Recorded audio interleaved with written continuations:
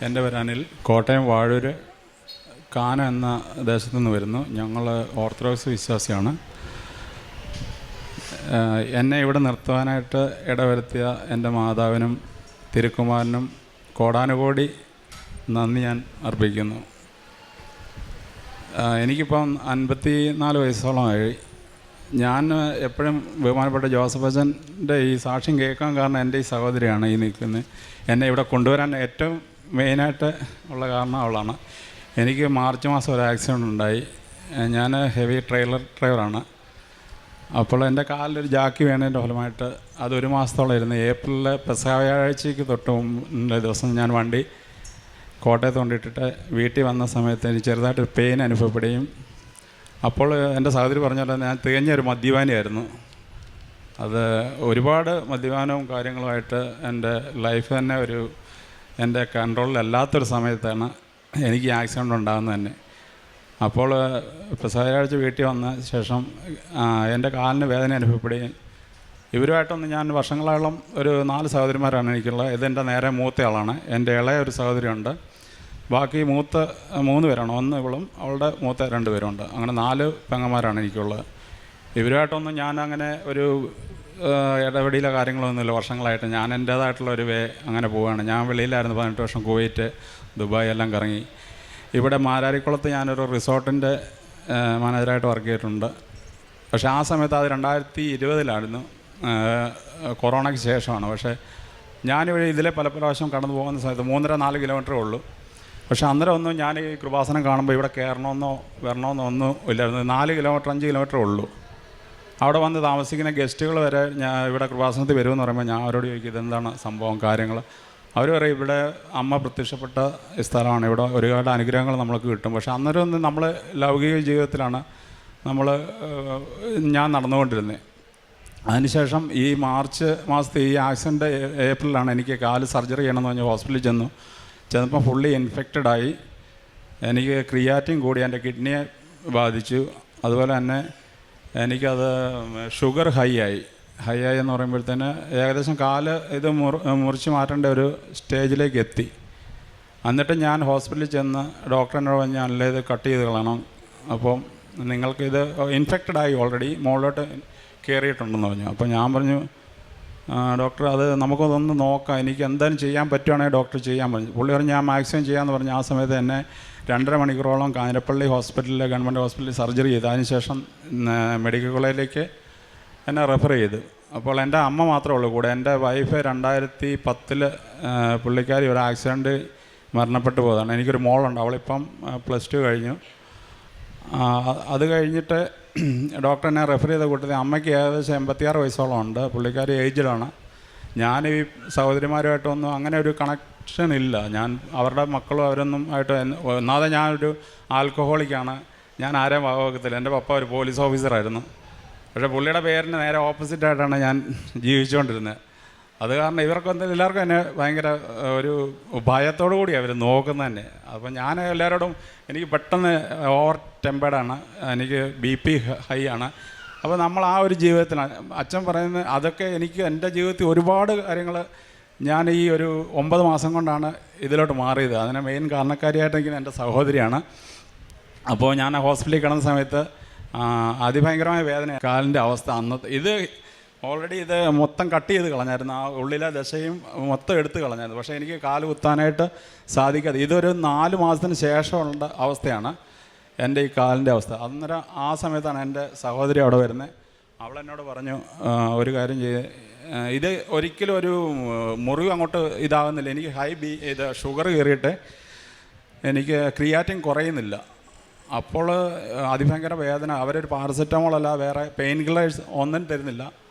അപ്പോൾ എൻ്റെ സഹോദരി വന്നിട്ട് പറഞ്ഞ് ഒരു കാര്യം ഉപ്പുണ്ട്, കൃപാസനത്തിലെ വിശുദ്ധ ഉപ്പും തൈലമുണ്ട്, ഇത് പുരട്ടി അത് നോക്കാതെ ഒരുപാട് അത് നീ രക്ഷപ്പെടുമെന്ന് പറഞ്ഞു.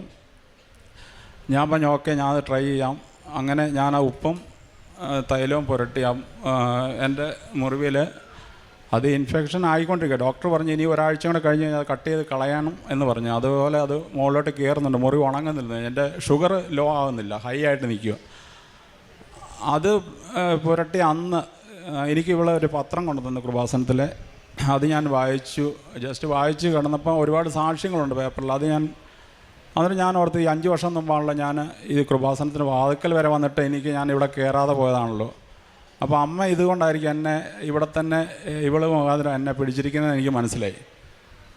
അപ്പം ഞാൻ അന്ന് രാത്രി നല്ലതായിട്ട് ഉറങ്ങി. എനിക്ക് വേദനയില്ലാതെ ഞാൻ കിടന്ന് ഉറങ്ങുവാണ്. അപ്പോൾ ഞാൻ അതിന് മുമ്പ് പറയുമ്പോൾ ഞാനൊരു ആൽക്കഹോളിക്കാണെന്ന് ഞാൻ പറഞ്ഞു. ഞാൻ ഓൾറെഡി കോട്ടയത്ത് വന്നിട്ട് പെസഹ വ്യാഴാഴ്ചയായിരുന്നു നടക്കും. ഒരു ക്രിസ്ത്യനായിട്ട് ജനിച്ച ഒരു ആളായിട്ട് വന്നിട്ട് പോലും ഞാൻ മദ്യം മേടിച്ചോണ്ടാണ് വീട്ടിലോട്ട് വരുന്നത്. എന്ന് പറഞ്ഞാൽ 3 ദിവസം കഴിഞ്ഞിട്ട് തിരിച്ച് വീണ്ടും ട്രിപ്പുണ്ട് എനിക്ക് പോണ്ടിച്ചേരിക്ക്. അപ്പോൾ 3 ദിവസമല്ല ദുഃഖവെള്ളിയാഴ്ച ഞാൻ പള്ളിയിൽ പോകില്ല. ഞാൻ പറഞ്ഞില്ല, എൻ്റെ കല്യാണത്തിന് അന്ന് ഞാൻ കുമ്പസാരിച്ചൊരു വ്യക്തിയാണ് 18 വർഷം മുമ്പ്.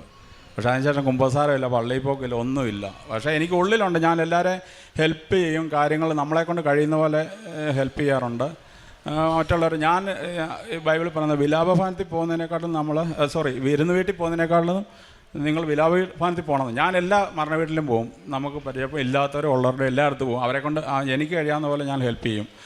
പക്ഷേ ഇത് കഴിഞ്ഞ് കഴിഞ്ഞപ്പോൾ അന്ന് രാത്രി നല്ലതായിട്ട് ഉറങ്ങി. പിന്നെ അത് ഒരു ദിവസം 2 ദിവസം 3 ദിവസം കഴിയുമ്പോഴത്തേന് ഇത് ഹീലിംഗ് ആയി തുടങ്ങി.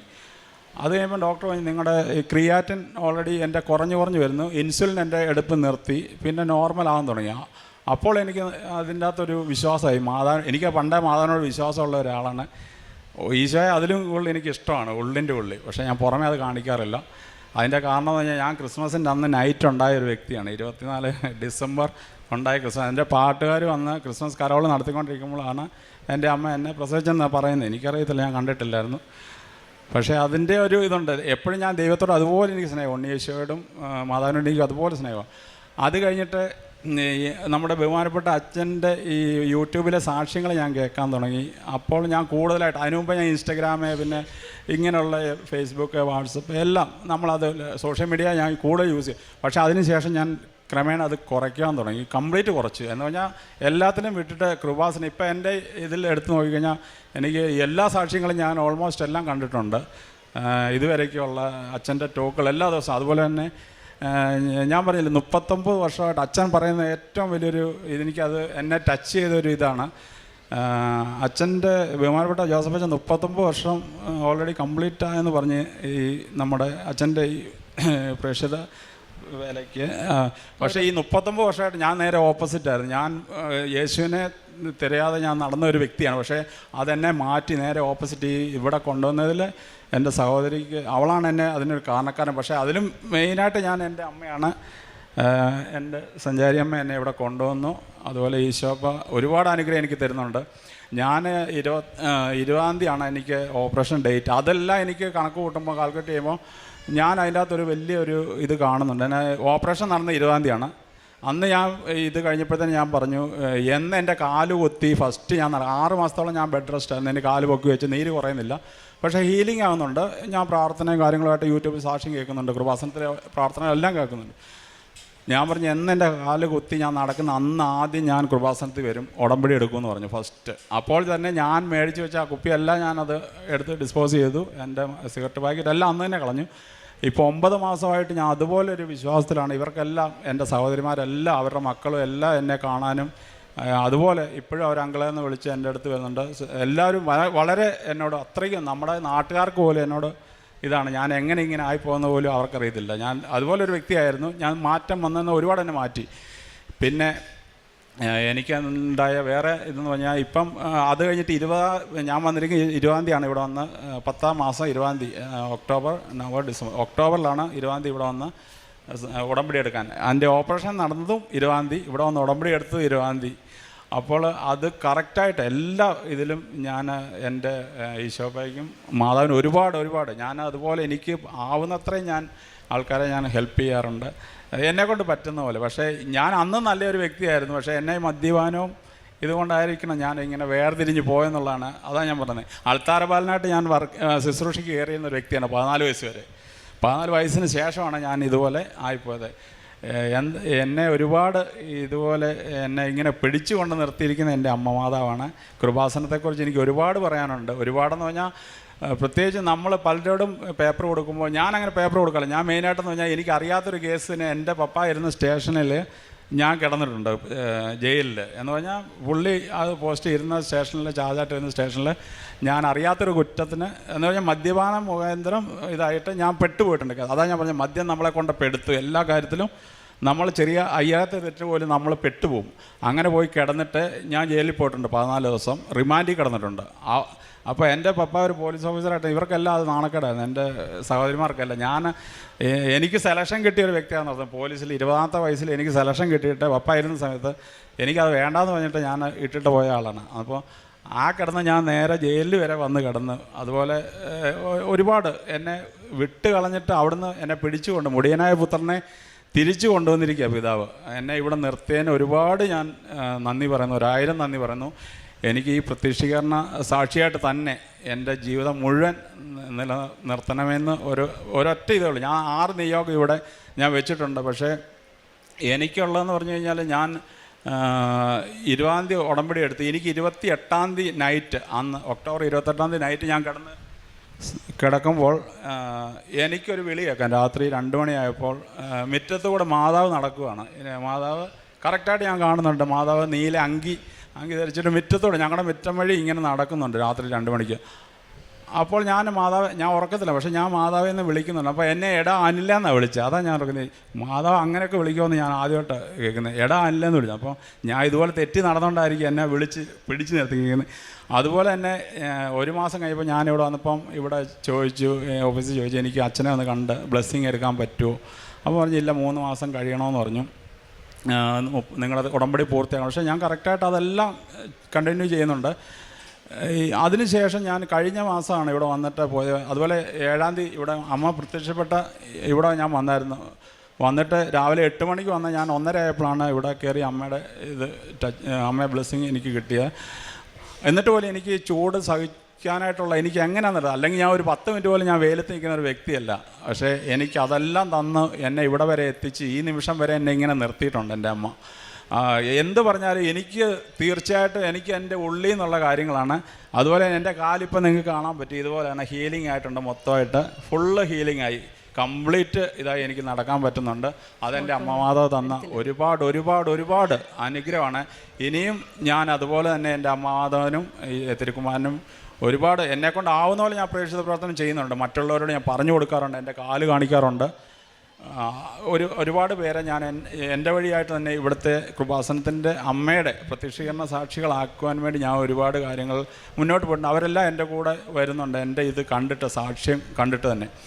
പിന്നെ ഞാൻ ഹോസ്പിറ്റലിൽ പോകാറുണ്ട്. എൻ്റെ അമ്മ ഏജിലാണെന്ന് ഞാൻ പറഞ്ഞു. എൻ്റെ മോൾ എൻ്റെ കൂടെയുള്ള അവൾ വൈഫിൻ്റെ വീട്ടിലാണ്, അവരാണ്. പിന്നെ അമ്മയ്ക്ക് വയ്യ. പക്ഷേ അമ്മയ്ക്ക് ഇതുപോലെയാണ്. ഞങ്ങൾ ഓർത്തഡോക്സുകാരായതുകൊണ്ട് ഞങ്ങൾക്ക് ജപമാലയൊന്നുമില്ല. പക്ഷേ ഞാൻ ജപമാല ചൊല്ലാറുണ്ട്. എൻ്റെ പ്രാർത്ഥന കണ്ടിട്ട് അമ്മ ഇപ്പം വെളുപ്പാങ്കാലത്ത് തന്നെ എഴുന്നേൽക്കുക. എന്ന് പറഞ്ഞാൽ പുള്ളിക്കാരി ഓർക്കുക ഇവനിനി അങ്ങനെ ഇതിൽ നിന്ന് എങ്ങനെ ഇങ്ങനെ ആയിപ്പോകുന്ന പോലും അമ്മയ്ക്ക് ഭയങ്കര അത്ഭുതം. അമ്മയ്ക്ക് നടുവിന് വേദന വന്നിട്ട് അമ്മയുടെ ബാക്ക് ബോൺ ഇതായിട്ട് ഒരു വളഞ്ഞു പോയായിരുന്നു. ആ അവസരത്തിൽ ഞാൻ അമ്മയോട് പറഞ്ഞു, അമ്മേ ഞാൻ ഉപ്പിട്ട് പക്ഷേ ഞാൻ പ്രാർത്ഥിച്ചു കഴിഞ്ഞാൽ അത് എനിക്കറിയത്തില്ല, ഞാൻ ഉപ്പിട്ട് അല്ലെങ്കിൽ എന്ത് തൈലം പുരട്ടി പ്രാർത്ഥിച്ച് അത് ഭയങ്കരമായിട്ടൊരു വിടുതൽ കിട്ടും. പക്ഷേ അമ്മയ്ക്ക് ഞാൻ കൊടുത്തു കഴിഞ്ഞാൽ പിന്നെ എല്ലാ സ്കാനിങ്ങും കഴിഞ്ഞാണ്. പക്ഷേ അമ്മയ്ക്ക് ഇപ്പോൾ നല്ല രീതിയിൽ അമ്മ നടക്കാൻ പറ്റുന്നുണ്ട്. കഴിഞ്ഞ പ്രാവശ്യം ഞാൻ അമ്മയെ ഇവിടെ കൊണ്ടുവന്നായിരുന്നു. അമ്മയ്ക്ക് സാക്ഷി എടുത്തിട്ടില്ല, ഉടമ്പടി എടുത്തിട്ടില്ല. ഞാൻ പറഞ്ഞു എടുക്കണ്ട, ഏജിലായതുകൊണ്ട് പറ്റത്തില്ല. പക്ഷേ അമ്മയ്ക്ക് അതുപോലെ വിശ്വാസമാണ്. അതുപോലെ എല്ലാ കാര്യങ്ങൾക്കും. എനിക്ക് ഒരു 10 വർഷം മുമ്പ്, ഇപ്പോൾ എനിക്ക് 54 വയസ്സായെന്ന് ഞാൻ പറഞ്ഞു, ഒരു 44 വയസ്സായപ്പോൾ ഞാൻ മാൾട്ടയ്ക്ക് വേണ്ടി ട്രൈ ചെയ്തായിരുന്നു. അന്നേരം ഞാൻ ഇതായിരുന്നു, നമ്മുടെ കേറ്ററിംഗ് ഫീൽഡായിരുന്നു, ഹോട്ടൽ മാനേജ്മെൻ്റ് ആയിരുന്നു. അപ്പോൾ എനിക്ക് പോകാൻ വേണ്ടി ചാൻസ് വന്നപ്പോൾ അന്ന് എൻ്റെ റിജക്റ്റാണ്. എനിക്ക് ഏജ് ഇതായെന്ന് പറഞ്ഞാൽ 45. അവരങ്ങനെ പറഞ്ഞിട്ട് അത് 10 വർഷം മുമ്പാന്ന് ഓർത്തണം. പക്ഷേ അത് കഴിഞ്ഞ് ഞാൻ ഈ ഉടമ്പടി എടുത്തു കഴിയുമ്പോൾ ഞാൻ ഇവരോട് പറഞ്ഞില്ല. ഞാൻ പറഞ്ഞു എൻ്റെ 20ാം തീയതി ആണ് എൻ്റെ ഉടമ്പടി, ഇത് 90 ദിവസം പൂർത്തിയായിരുന്നു. പക്ഷേ ഞാൻ ഇവരോട് പറഞ്ഞില്ല. എനിക്ക് അതിൻ്റെ ഇടയ്ക്ക് ഞാനൊരു ഇതിലേക്ക് ട്രൈ ചെയ്തായിരുന്നു. പക്ഷേ അത് ഓൾമോസ്റ്റ് എനിക്ക് കിട്ടുമെന്നുള്ള 150% അത് എനിക്ക് കൺഫേമാണ്. എന്നിട്ട് പോലും ഞാൻ സാക്ഷ്യം പറയാമെന്ന് ഞാൻ പറഞ്ഞിട്ടുണ്ടായിരുന്നു. അപ്പോൾ 54 വയസ്സുള്ള എന്നെ 10 വർഷം മുമ്പ് റിജക്റ്റ് ചെയ്ത ഒരു വിസ എനിക്കത് കിട്ടുമെന്ന് പറഞ്ഞാൽ അത് അമ്മയുടെ ഒരേ ഒരു ഇത് തന്നെയാണ്. അതിൽ ഞാൻ 150% ഞാൻ വിശ്വസിക്കുന്നു. പിന്നെ എൻ്റെ സാക്ഷ്യം നിങ്ങൾക്കറിയാൻ പറ്റും. ഞാൻ അങ്ങനെ ഇപ്പോൾ ഏകദേശം എന്നെക്കുറിച്ചൊരു ഐഡിയ മതി. ഞാൻ പറയുകയാണ്, ആരും ഇതിൽ നിന്ന് ഉടമ്പടി എടുക്കാതെ അല്ലെങ്കിൽ നമ്മുടെ ഈ ലൗകികമായിട്ടുള്ള ഇതിൽ പോയിട്ട് കാര്യമില്ല. പക്ഷേ മദ്യപാനവും ഇതൊക്കെ എല്ലാവർക്കും വിട്ടൊഴിയാൻ പറ്റും. ചില നമ്മളെ യൂത്ത് ഒക്കെ ആൾക്കാർ കാണും, അവർക്കൊന്നും പറയുമോ ഞാൻ ഇതെടുക്കുന്നില്ല. പക്ഷേ അത് എടുത്തു കഴിയുമ്പോഴാണ് നമ്മൾ കൂടുതൽ അറിയുന്നത്. അതുപോലെ തന്നെ ഞാൻ പറഞ്ഞില്ല, 18 വർഷമായിട്ട് ഞാൻ കുമ്പസാരിക്കത്തില്ല. ഞാനിപ്പോൾ 2 ആഴ്ച കൂടുമ്പോൾ പോയിട്ട് കുമ്പസാരം എടുത്ത് വിശുദ്ധ കുർബാന കൈക്കൊണ്ട് അങ്ങനെ ഒരു ആത്മീയ ജീവിതം. പിന്നെ ബൈബിള് ഞാൻ അരമണിക്കൂർ എന്നുള്ളത് ഞാൻ വായിക്കാനിരുന്ന് കഴിഞ്ഞാൽ 1 മണിക്കൂർ 1.5 മണിക്കൂർ ഞാൻ കണ്ടിന്യൂ. ഉൽപ്പത്തിയൊക്കെ എന്ന് പറഞ്ഞാൽ ഞാൻ വളരെ മുമ്പ് ഞാൻ വായിക്കുമ്പോൾ ഇത് എന്താ നമ്മൾ ക്രിസ്ത്യൻ ആയതെന്ന് പറഞ്ഞിട്ട് പോലും എനിക്കത് പറയാൻ പറ്റത്തില്ല. നമുക്കത് ജസ്റ്റ് ഒരു ചാപ്റ്റർ വായിച്ച് ഞാനങ്ങ് ക്ലോസ്. പക്ഷേ ഇപ്പോൾ അത് കണ്ടിന്യൂ വായിച്ച് ഞാൻ ആ ദിവസം കംപ്ലീറ്റ് വായിക്കുന്നുണ്ട്. അതുപോലെ വെളുപ്പിനെ 3 മണിക്കൊക്കെ ഞാൻ സാധാരണ 3 മണിക്കായിരുന്നു ഉറങ്ങാറുണ്ടായിരുന്നു നേരത്തെ. ഇപ്പം ഞാൻ 3 മണിയാകുമ്പോഴത്തേന് എഴുന്നേറ്റ് പ്രാർത്ഥിക്കാൻ തുടങ്ങും. അതുപോലെ ആത്മീയമായിട്ട് എന്നെ ഒരുപാട് യേശോപ്പ എന്നെ ഉയർത്തി, അമ്മമാതാവ് അതിനെ ഒരുപാട് എന്നെ ചേർത്ത് പിടിച്ചിരിക്കുക. ഈ അമ്മയുടെയും ഈ ഈശോപ്പയുടെയും ആ പ്രത്യക്ഷീകരണ സാക്ഷിയായിട്ട് എന്നെ നിലനിർത്തണം. ഞാൻ എന്നും ഈ നിമിഷം ഈ ആൾക്കാരെ നിൽക്കുന്ന ഈ നിമിഷം തന്നെ ഞാൻ നിയോഗങ്ങളിലല്ല, ഞാൻ എന്നെ വിശുദ്ധീകരണത്തിൻ്റെ ഒരു സാക്ഷിയാക്കിയിട്ട് എൻ്റെ ജീവിതം എന്നും അങ്ങനെ തന്നെ മുന്നോട്ട് പോകണം. മരിക്കുന്നവരെ അമ്മയുടെ സാക്ഷിയായിട്ട് എന്നെ നിലനിർത്തണമെന്ന് ഞാൻ പ്രാർത്ഥിക്കുന്നു. കോടതികളിൽ ഞാൻ പറഞ്ഞാൽ ഞാൻ ഇതിൻ്റെ അകത്ത് പോയതുകൊണ്ട് ഞാൻ പറയുകയാണ്, കോടതി വഴിയാണ് ഞാൻ പോകുന്നത്. അവിടെ റിമാൻഡ് വരുന്ന ആൾക്കാർ, റിമാൻഡ് മീൻസ് കോർട്ടിലോട്ട് കൊണ്ടുവന്ന പ്രതികളുണ്ട്. ഞാൻ പോലീസുകാരുടെ കൊടുക്കും, പേപ്പർ കൊടുത്തിട്ട് ഞാൻ പറയും ഇത് കൃപാസനത്തിലാണ്. ഞാൻ കിടന്നുകൊണ്ടാണ് ഞാൻ പറയുന്നത്, എനിക്ക് നല്ല ഇതാണ്, നിങ്ങൾ ഉറപ്പായിട്ട് നിങ്ങളിത് വായിച്ചു കഴിഞ്ഞാൽ നിങ്ങളെ വിടുവിക്കും അമ്മ. ഏത് കുറ്റത്തിന്, നമ്മൾ ചെയ്യാത്ത കുറ്റത്തിന് ഞാൻ അകത്ത് പോയ വ്യക്തിയാണ്. അതുപോലെ കോടതികളിൽ, പിന്നെ ഹോസ്പിറ്റലിൽ, ഇങ്ങനെയുള്ള സ്ഥലങ്ങളിൽ ഞാൻ പേപ്പറുകൾ ഇവിടുന്ന് മേടിച്ചുകൊണ്ട് പോകുന്ന പത്രങ്ങൾ ഞാൻ വിതരണം ചെയ്യാറുണ്ട്. ഞാൻ എൻ്റെ അനുഭവം സാക്ഷ്യം പറഞ്ഞിട്ടാണ് ഞാൻ കൊടുക്കാറുള്ളത്. എന്നെ ഇതുപോലെ ഇതാക്കി തീർത്ത എൻ്റെ അമ്മാവനും തിരുക്കുമാരന് 1000 കോടി നന്ദി ഞാൻ അർപ്പിക്കുന്നു. എൻ്റെ ദൈവമായ കർത്താവേ, ഞാൻ അങ്ങയോട് നിലവിളിച്ചപേക്ഷിച്ചു, അവിടുന്ന് എന്നെ സുഖപ്പെടുത്തുകയും ചെയ്തു. സങ്കീർത്തനം 30 2-ാം വചനം. നമ്മുടെ ദൈവം നമ്മുടെ കൂടെയുണ്ട്. അവിടുന്നാണ് നമ്മുടെ പൂർണ്ണ ആശ്രയം. നിലവിളിച്ച് പ്രാർത്ഥിക്കുന്നത് വെറും ഒരു പ്രാർത്ഥനയല്ല, ആഴത്തിലുള്ള വേദനയിലും നിസ്സഹായതയിലും നിന്നുള്ള ഹൃദയ നിലവിളിയാണ് ദൈവത്തോടുള്ള ആ വിളി. ദൈവം ആ പ്രാർത്ഥനയോട് പ്രവർത്തിച്ചു എന്നുള്ളൊരു വലിയ സാക്ഷ്യമാണ് നാം ഇപ്പോൾ കേട്ടത്. വേദനയിലായിരുന്നപ്പോൾ ദൈവത്തോട് നിലവിളിക്കുന്നവരെ ദൈവം ഒരിക്കലും അവഗണിക്കുകയില്ല. ആത്മാർത്ഥമായ പ്രാർത്ഥനയ്ക്ക് ദൈവത്തിൻ്റെ സുഖപ്പെടുത്തൽ ഒരു മറുപടിയാണ്. അനിൽ എന്ന സഹോദരൻ നമ്മളോട് സാക്ഷ്യപ്പെടുത്തിയത് ആത്മാർത്ഥമായ നിലവിളിയുടെ ഉത്തരം കൊടുത്ത ഒരു ദൈവത്തിൻ്റെ, ഒരു അമ്മയുടെ ഒരു സാക്ഷ്യമാണ്. നമ്മുടെ വേദനകൾ ഒരു കുഞ്ഞിനെ പോലെ ദൈവത്തോട് നിലവിളിച്ച് പ്രാർത്ഥിക്കുമ്പോൾ ദൈവം എങ്ങനെയാണ് കേൾക്കാതിരിക്കുക? ഈ മകൻ അനിലിൻ്റെ സഹോദരിയാണ് ഉടമ്പടി എടുത്തത്. ആ മകൾ വന്ന് നിലവിളിച്ച് പ്രാർത്ഥിച്ചപ്പോഴാണ് ഈ മകന് രോഗസൗഖ്യം ലഭിച്ചത്. നമുക്ക് മറ്റുള്ളവർക്ക് വേണ്ടി പ്രാർത്ഥിക്കാം. ഈ മകൻ പറഞ്ഞ പോലെ ഡിസംബർ 7-ാം തീയതി കാലിന് അത്ര വലിയ ഇതില്ലായിരുന്നു, സൗഖ്യമില്ലായിരുന്നു. 5.5 മണിക്കൂർ ഇവിടെ നിന്ന് ഈ അമ്മയുടെ സന്നിധിയിൽ ഇവിടെ തുറന്നു കൊടുത്തപ്പോൾ 5.5 മണിക്കൂർ നിന്നാണ് ഈ മകന് ആ കാലിൻ്റെ അവസ്ഥ കണ്ടാൽ നമ്മൾ ഒന്നേ നോക്കുകയുള്ളൂ. അതേതവസ്ഥയിലായിരുന്നു. അത് കട്ട് ചെയ്യണമെന്ന് പറഞ്ഞതാണ്, ആംപുറ്റേറ്റ് ചെയ്യണമെന്ന് പറഞ്ഞ കാലാണ്. ആ കാലം വെച്ചുകൊണ്ടാണ് ഈ മകന് ഈ സന്നിധിയിൽ വന്ന് മാതാവിനും അമ്മയ്ക്കും ഈശോയ്ക്കും അമ്മയ്ക്കും നന്ദി പറയാൻ വന്നത്. 5.5 മണിക്കൂർ മുട്ടിൽ ആ വെയിലത്ത് നിന്നാണ് അമ്മയുടെ സന്നിധിയിൽ അമ്മയെ ഒന്ന് തൊടാൻ, അമ്മയുടെ ഒന്ന് ദർശിക്കാൻ, അമ്മയുടെ അടുത്തൊന്ന് പോകാനായിട്ട് ആ ആഗ്രഹത്തോടെ വന്ന് പ്രാർത്ഥിച്ചപ്പോഴാണ് എല്ലാ വിധത്തിലും ഈ മകന് ഒരു വലിയൊരു പുതിയ ജീവിതമാണ് ഈശോയും അമ്മയും കൊടുത്തത്. നമ്മുടെ ജീവിതത്തിലും നമുക്കും വിശ്വസിക്കാം. നമ്മുടെ വേദനകളിൽ നാം ദൈവത്തോട് നിലവിളിക്കുമ്പോൾ, അമ്മ മാതാവിൻ്റെ കൈപിടിച്ച് ഈശോയിലേക്ക് പോകുമ്പോൾ ഈശോ നമ്മെ സൗഖ്യമാക്കുന്നു. ശരീരത്തിൽ മാത്രമല്ല, മനസ്സിലും ആത്മാവിലും നമ്മുടെ ജീവിതത്തിൽ പുത്തൻ വഴികൾ ഈശോയും അമ്മയും തുറന്നു തരും. ആ വിശ്വാസത്തോടെ നമുക്കും നമ്മുടെ ഉടമ്പടി ജീവിതം വിശ്വസ്തയോടെ, സത്യസന്ധതയോടെ, ആത്മാർത്ഥതയോടെ മുന്നോട്ട് നയിക്കാം. സുനിലും കുടുംബത്തിനും ലഭിച്ച എല്ലാ അനുഗ്രഹങ്ങൾക്കും നമ്മൾക്ക് കരങ്ങളടിച്ച് ദൈവത്തെ മഹത്വപ്പെടുത്താം. യേശുവേ നന്ദി, യേശുവേ സ്തുതി. അത്യപൂർവ ദൈവാനുഭവങ്ങൾ ഇനി നിങ്ങൾക്കും സ്വന്തം.